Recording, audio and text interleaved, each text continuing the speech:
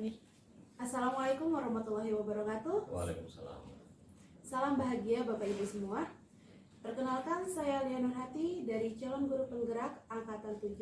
Pada hari ini saya bersama Bapak Kausar SPD selaku Kepala Sekolah SDN Kelapa 201. Saya akan mewawancarai beliau. Baik. Assalamualaikum Pak. Waalaikumsalam. Bagaimana kabarnya hari ini? Alhamdulillah baik. Sehat. Iya. Bapak, saya minta waktunya sebentar untuk wawancara, boleh? Ya silakan. Ya, kita Ya. ngobrol-ngobrol santai aja ya kali ya Pak Ya. ya. Iya. Jadi gini Pak, saya untuk memenuhi tugas saya sebagai guru penggerak, saya diminta untuk mewawancarai kepala sekolah. Nah, kebetulan kepala sekolah saya juga harus diwawancarai begitu Oh, Pak. gitu ya. Iya. Nah, saya izin waktu sebentar. Baik, selama jadi kepala sekolah, Bapak tentu dihadapkan oleh suatu kasus Ya. atau permasalahan dari murid maupun dari mitra atau guru Bapak sendiri ya Pak. Nah, selama ini bagaimana Bapak dapat mengidentifikasi kasus-kasus yang merupakan dilema etika atau bujukan moral Pak? Begini Bu Lia, terima kasih. Hmm. Contoh ya kasus yang saya hadapi adalah kasus murid ya pada kelas tertentu ya. Ini saya mengidentifikasi kasus itu ya, kasus yang termasuk kasus ringan, kasus berat atau sangat berat gitu ya. Karena pada kasus-kasus anak murid itu kan terbagi beberapa bagian-bagian. Nah, pada contoh murid saya ini termasuk kasus berat ya. Jadi saya langsung walaupun kita sudah mengumpulkan teman-teman untuk berdiskusi, tapi saya langsung ambil keputusan sendiri karena kalau tidak ambil keputusan sendiri, kasus ini akan merambat lebih berat lagi gitu ya. Contohnya gini, saya punya siswa si D gitu ya, Yeah.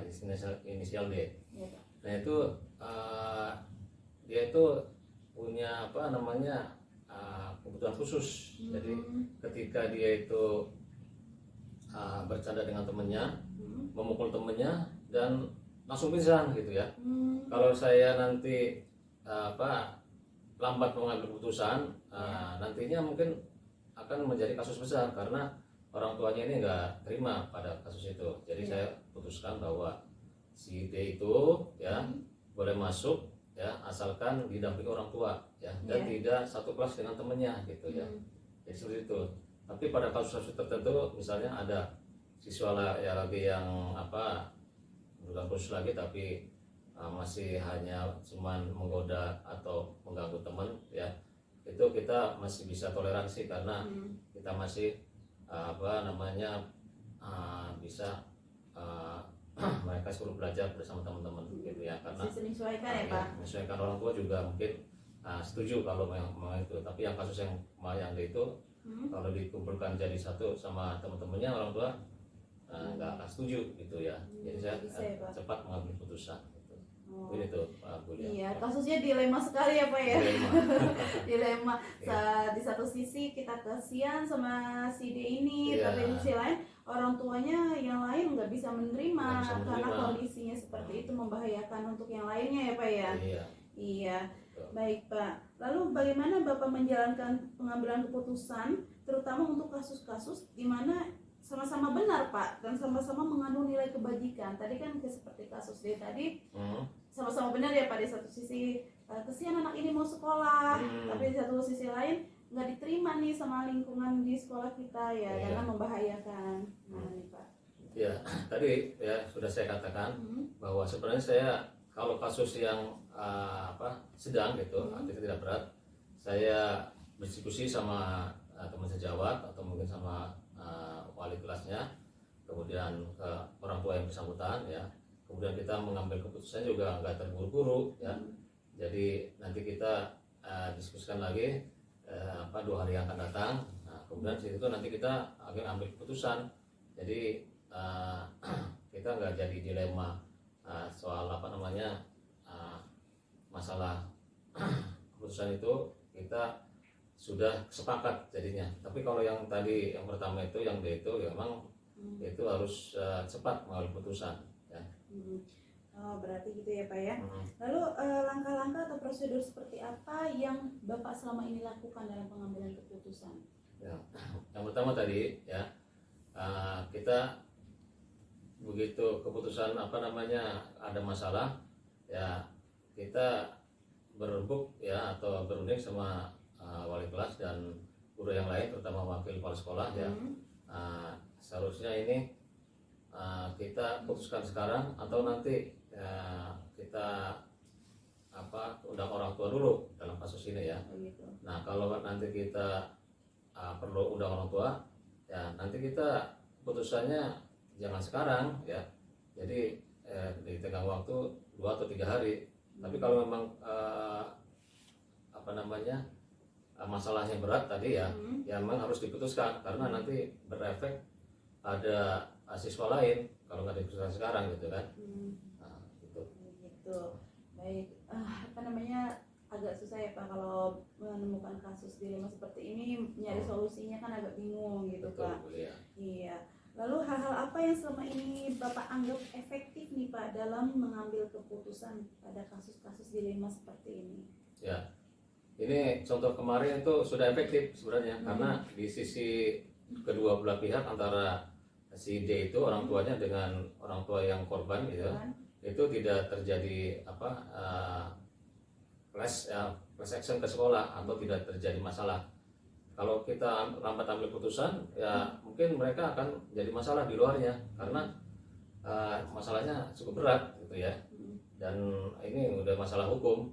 Tapi kalau ketika saya mengambil keputusan secepatnya dan orang tua korban ini ya setuju, akhirnya ya sudahlah, supaya anaknya sama-sama belajar dengan tenang ya, akhirnya anak yang Cindy ini kita pisahkan gitu belajarnya ya, tidak satu kelas dan semuanya menerima, jadi semuanya berjalan dengan baik ya, efektif ya, tidak ada masalah iya, gitu. berarti dilemanya bisa terselesaikan ya Pak ya, Ya, jadi betul. kita nggak memihak ke satu sisi, nggak memihak ke sisi lain gitu ya Pak, sama-sama dibenarkan, tapi yang satu ada konsekuensinya, harus pisah kelasnya gitu ya Pak ya. Ya, betul. Ya, nah untuk menghadapi kasus-kasus seperti dilema etika seperti ini kan pasti ada tantangan ya Pak.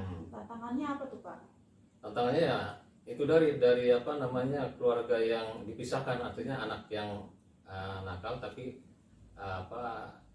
sekolahnya tersendiri dipisah karena kan jadi temannya Kasian ya, Pak. sedikit ya, kalau bergaulnya dengan teman juga kasihan ya, berkurang, terus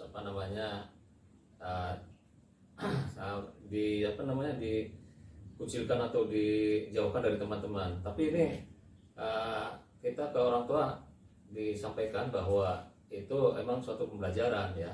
Nanti di rumah anaknya supaya tepat dikasih tahu dari terapi atau gimana supaya anaknya Bisa bergaul lagi bisa ya Pak. bergaul atau mungkin bisa berubah sebelum menjadi anak yang ya bisa berteman dengan teman yang lain gitu ya. Ini masih dalam proses itu ya. Berarti bertentangan sama hati nurani juga sebenarnya ya Pak Iya. ya. Satu sisi kesian Kita juga. kasihan sama yang ini kan, tapi kan kalau digabung lagi kan kita khawatir juga Khawatir. ada korban lagi gitu Iya, ya. betul. Jadi kita pisahkan dulu gitu. Jadi tantangan terberat dari hati nurani sendiri ya Pak ya. Iya, dalam betul. beratnya. Lalu apakah Bapak memiliki jadwal tertentu dalam sebuah penyelesaian kasus dilema etika? Apa langsung Bapak menyelesaikan di tempat saat itu atau Bapak punya jadwal sendiri? Oh nanti saya selesaikan beberapa hari lagi gitu Pak. Ya. Pertimbangkan dulu apa seperti apa gitu Pak. Seperti kasus kemarin itu saya langsung selesaikan waktu itu juga karena ini orang tua korban itu ya kelihatannya mereka mau dibawa ke kasus hukum. Jadi saya langsung selesaikan bahwa ini anak harus dipisahkan belajar di ruang tertentu gitu ya. Tapi kalau nanti kasus-kasus yang lain biasanya kita harus berembuk dengan berunding dengan wali kelasnya dan orang tua murid ya, yang bersangkutan yang mempunyai masalah. Nah ini nanti keputusannya akan bertahap atau jangan diputuskan sekarang, mungkin bisa 2 hari atau 3 hari lagi baru kita dapat putuskan gitu, supaya semuanya sama-sama terlindungi lah di sekolah itu, sama-sama nyaman gitu ya. Berarti tergantung dari segi kasusnya ya Pak ya. Iya, Kalau dari kasusnya kasusnya. memang berat dan butuh penanganan cepat, hari itu Ya, juga harus itu juga selesaikan. harus diselesaikan. Mm-mm. Kalau kasusnya agak begitu berat ya, mungkin kita biar sama-sama Timbangan. enak, ada pertimbangan dari kedua belah pihak Iya. supaya mereka sama-sama damai ya, Mm-mm. sama-sama nyaman gitu. Iya. Nah, untuk menyelesaikan kasus-kasus seperti itu, apakah Bapak punya seseorang atau faktor-faktor apa sih Pak yang mempermudah Bapak dalam menyelesaikan pengambilan keputusan saat dilema etika seperti ini? Kita belajar dari kasus yang lama ya, Hmm. yang sudah saya tangani. Itu memang ketika kita sudah punya kasus yang sama, Hmm.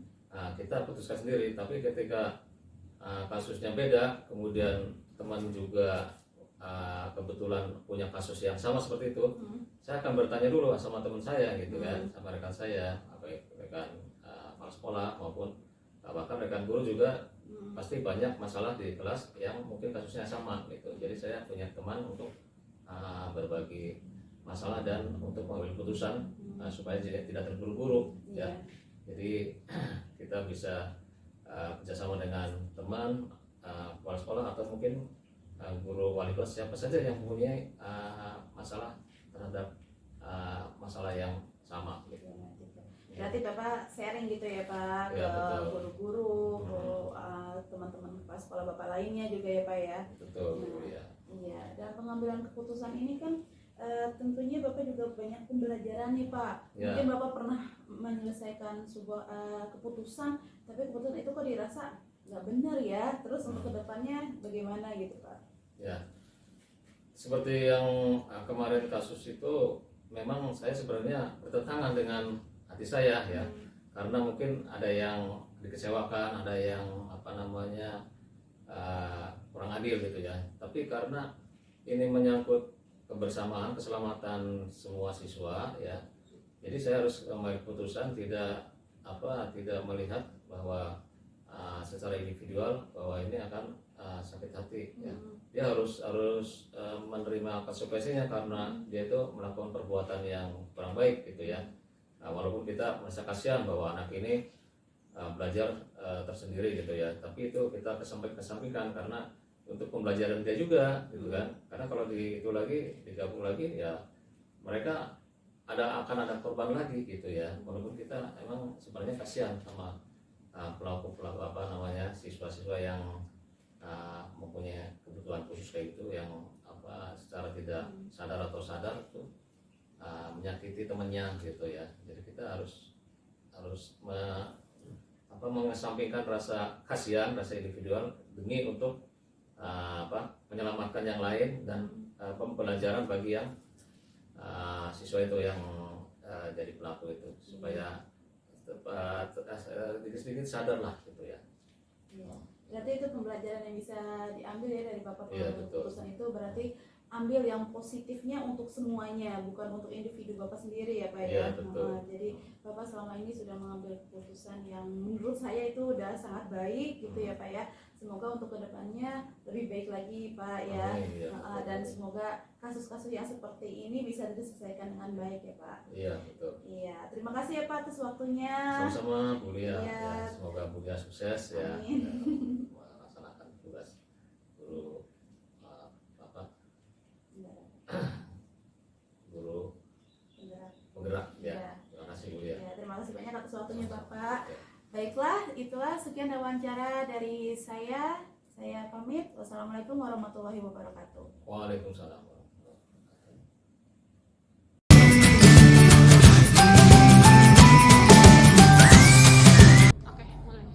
Assalamualaikum warahmatullahi wabarakatuh.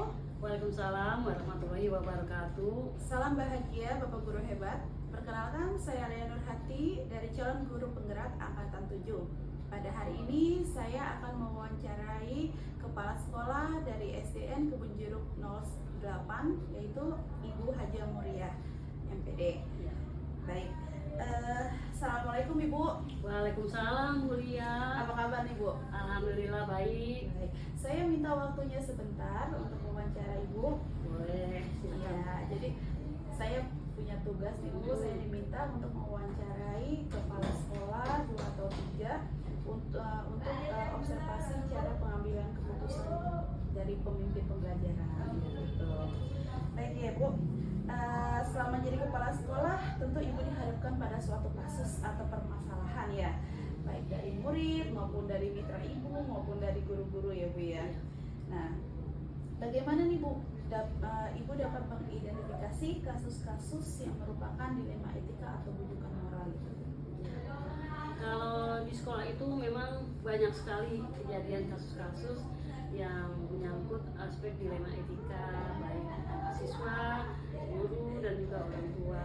Jadi memang sebagai pimpinan pembelajaran di sekolah, kita tuh harus benar-benar bisa mengenali. Pertama kita mengenali dulu apakah ini kasus dilema etika atau bukan. Jadi memang harus paham dan bisa mengidentifikasi kasus dilema etika ini. Gitu. Nah, terus bagaimana nih Bapak dan Ibu menjalankan keputusan di sekolah Bapak dan Ibu? Terutama untuk kasus-kasus di mana ada dua kepentingan yang sama-sama benar atau sama-sama mengandung nilai kebajikan. Seperti contohnya Ibu punya kasus apa gitu yang kira-kira ini sama benar nih gitu. Ya. Ini banyak sekali sebenarnya ya, di siswa pun maupun di guru. Ya. Itu kasus dilema etika itu banyak. Jadi setelah kita mengenali, ini contoh saja kasusnya terjadi pada siswa. Salah satunya ada siswa di sini di SMP teman-teman. Anak ini pintar, tuh, tapi jarang masuk. Nah, kita kan harus bertanya, gurunya pasti wali kelasnya bertanya kenapa jarang masuk. Nah, kita kenali dulu kenapa, cari dulu masalahnya kenapa. Kemudian dipanggil orang tuanya, kenapa anak ini jarang masuk. Ternyata jawaban orang tuanya pertama, orang tuanya memiliki anak-anak yang masih kecil-kecil. Ayahnya kerja di luar kota, sehingga untuk mengantar anak yang mau sekolah ini merasa kerepotan, tidak ada orang yang bisa membantu. Sedangkan anak ini punya semangat tinggi untuk sekolah. Nah, dalam hal ini guru sudah menemukan seperti itu. Itu adalah salah satu contoh dilema etika. Dilema banget ya Bu ya. Wah, kita ingin marahin atau apa ya, memberi peringatan dan segala macamnya, tetapi setelah memanggil orang tuanya, kenyataannya seperti itu. Nah, sebagai pendidik dan pihak sekolah, kita harus mencari solusinya kan yang terbaik. Iya, berarti kalau dianalisis ini termasuk dilema etika ya Bu ya? Iya. Dilema etika. Nah, terus anak ini rumahnya jauh kali ya Bu ya? Lumayan. Nggak mungkin bisa jalan sendiri karena dia kan masih usia kelas 2 SD. Oh, kelas 2. Iya, pasti kan harus diatur oleh orang tuanya ya. Iya. Terus langkah-langkah atau prosedur apa nih yang biasa Ibu lakukan selama ini?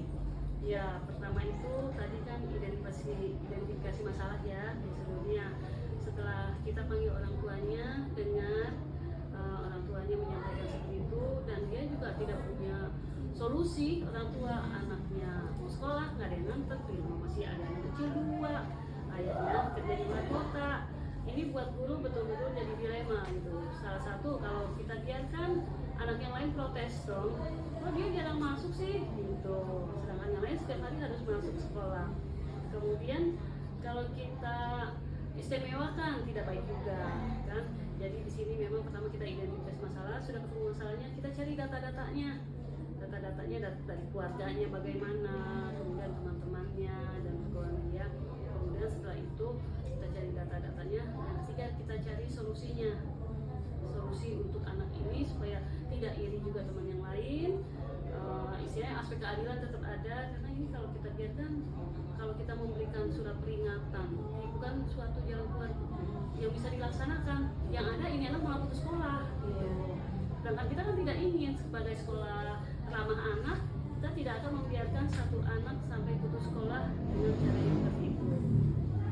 Kemudian kita bermusyawarah, orang tua dan guru-guru semuanya bermusyawarah mencari jalan yang terbaik untuk anak ini supaya tetap bisa lanjut sekolahnya, dan juga teman-temannya yang lain tidak iri gitu ya melihat keistimewaan. Bukan keistimewaan sebenarnya sih ya, keadaan terpaksa. Iya. Gitu.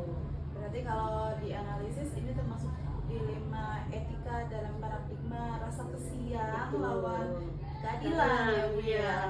satu sisi harus menjalankan peraturan, tapi di sisi lain kesian anak ini kalau misalkan dia putus sekolah, sedangkan anak ini juga pintar ya, potensinya potensinya banyak. Ya. Terus selama ini apa yang ibu anggap efektif dalam pengambilan keputusan pada kasus-kasus dilema etika seperti ini? Ya. Kalau kasus dilema etika itu pertama kan harus tahu kasusnya. Ini adalah dilema etika, bukan hal yang sangat melanggar aturan gitu ya. Walaupun itu melanggar, tapi dia punya alasan yang kuat gitu. Alasan yang tidak bisa diapa-apain lagi gitu. Tapi kita masih bisa mencari solusinya. Kemudian setelah kita tahu gitu, seperti tadi kita akan musyawarah itu mencari solusinya, dan sudah ketemu nih solusinya. Yaitu pertama, kalau anak itu tidak sekolah, maka dia wajib mengerjakan tugas yang sudah diberikan sekolah. Terus yang pertama. Kemudian juga ada opsi lain, yaitu PJJ. Walaupun sekarang PJJ sudah tidak banyak lagi yang melaksanakannya, itu salah satu opsinya. Ketika anak itu betul-betul sangat tidak bisa berangkat sekolah, itu opsi PJJ. Kemudian juga yang ketiga, bila ada teman atau guru yang mungkin lewat atau dekat dengan rumahnya, mungkin bisa kita titipkan. Tapi kan kalau yang seperti itu kan orang nggak bisa setiap hari. Iya, visit ya. Iya. Nggak bisa setiap hari. Berarti yang ibu anggap efektif ini kita observasi dulu ya, Bu. Nggak Betul. langsung ambil cut keputusan Betul. begini. Kita di sini diperlukan kebijaksanaan. Seakan-akan kita yang mengalami, gimana seandainya diri kita gitu yang mengalami atau posisinya ada di posisi anak itu. Jadi kita bisa berpikir, oh ya, jadi jalan keluarnya bagaimana gitu. Kita cari jalan keluar yang solusinya yang bisa dilaksanakan oleh anak itu. Kemudian juga tingkat risikonya kecil, dan untuk masa depannya masih bisa berjalan gitu. Tidak perlu sekolah. Luar biasa pengambilan keputusan ibu nih ya. Jadi benar-benar sangat ramah anak ya, sesuai dengan sekolah ramah anak ini. Kita ya. begitu peduli dan peka sama Ya, anak-anak. membuat anak-anak nyaman sekolah di sini. Walaupun ada peraturan, tapi dalam keadaan darurat seperti ini harus Iya. ada kebijaksanaan ya, Bu ya. Betul. Iya. Nah, pasti dong dalam kasus-kasus dilema seperti ini ada tantangan buat ibu. Tantangan tersendiri buat ibu itu apa? Ya, tantangannya pasti banyak. Pertama dari teman-temannya yang di kelas. Teman anak ini yang di kelas pasti dong, itu jarang banget masuk gitu. Apalagi nanti saat kenaikan kelas, ini jarang masuk tapi naik kelas gitu. Itu salah satu tantangan. Kedua dari orang tua juga. Dari orang tua mungkin, Bu, itu anaknya jarang masuk, kenapa didiamin? Sebenarnya bukan didiamkan, tapi kita sudah mencari solusi yang terbaik buat anak itu supaya tetap lanjut sekolahnya dan jangan sampai putus sekolah. Jadi kita di sini memang tantangannya dari orang tua, dari siswa, bahkan dari guru juga yang ada juga seperti itu. Tapi semua bisa kita selesaikan dengan pendekatan. Benar berarti ya. Jadi memang banyak tantangan, tapi melalui proses pendekatan itu bisa selesaikan dengan baik ya, Bu ya. Ya, luar biasa ya, Bu ya. Lalu kalau penyelesaian kasus dilema seperti ini ya, Bu, contohnya ya, apa ibu langsung mengambil keputusan saat itu juga, atau ibu punya jadwal untuk mempertimbangkan dulu, menganalisis dulu, seperti apa nih, Bu? Ya. Jadi kalau ada kasus-kasus seperti ini, jangan dibiarkan berlarut-larut terlalu lama. Kita harus punya program, maksudnya kasus yang model seperti apa diselesaikan dalam jangka berapa hari. Kalau bisa jangan lebih dari 2 hari gitu. Walaupun dengan prosedur ya, karena kan kalau sekolah ramah anak itu ada SOP-nya dalam menangani kasus. Jadi kita mau memberikan target berapa hari harus selesai, tidak boleh lama-lama. Iya. Kemudian kita tidak bisa langsung hari itu juga, karena ini kan menyangkut dengan berbagai dengan berbagai kaitannya dengan orang-orang lain, dengan orang tuanya, dengan teman-temannya, dengan gurunya. Jadi kita harus mendengar dulu orang tuanya bagaimana, anaknya bagaimana, wali kelasnya. Jadi memang tidak bisa langsung diselesaikan hari itu juga, tapi tetap ada target, misalnya berapa hari, 2 hari atau paling lama 3 hari. Itu udah terlalu lama sebenarnya. tergantung dari kasusnya kali ya Bu, apa Iya. kasus kecil, sedang atau besar Betul, ya. betul. Jadi saya banyak belajar juga nih dari Ibu nih. Harus sekolah ramah anak ya Bu ya. SOP-nya. Iya, ada SOP-nya berarti ya. Standar Iya, operasional. benar-benar ramah anak ya. Iya. Yang membuat anak nyaman di bersekolah gitu. Iya, Nggak betul. takut apabila melakukan kesalahan yang belum tentu kesalahan itu dia yang perbuat gitu. Betul. Karena masalahnya dari faktor orang tuanya. Karena bukan dari dirinya Iya. yang memasukkan, anaknya mau sekolah semangat, tapi apa daya kondisi orang tuanya seperti itu, keadaan rumahnya begitu. Jadi kita lah dari pihak sekolah yang melakukan pendekatan supaya anaknya juga nyaman mau sekolah dan solusinya apa. Baik. Lalu apa ada seseorang atau faktor-faktor apa yang selama ini membantu Ibu dalam mengambil keputusan dalam kasus dilema etika ini? Ya, kalau pengambilan keputusan dalam dilema etika ini, kami di pihak sekolah tidak memutuskan secara sendirian, karena memang ada tim yang menangani. Terus juga kita selalu musyawarahkan dengan guru-guru lain. Mungkin kan yang sebelumnya udah pernah mengajar di kelas sebelumnya. Jadi kalau ada kasus seperti ini, kami biasanya musyawarah untuk mencari solusi untuk mencapai keputusan.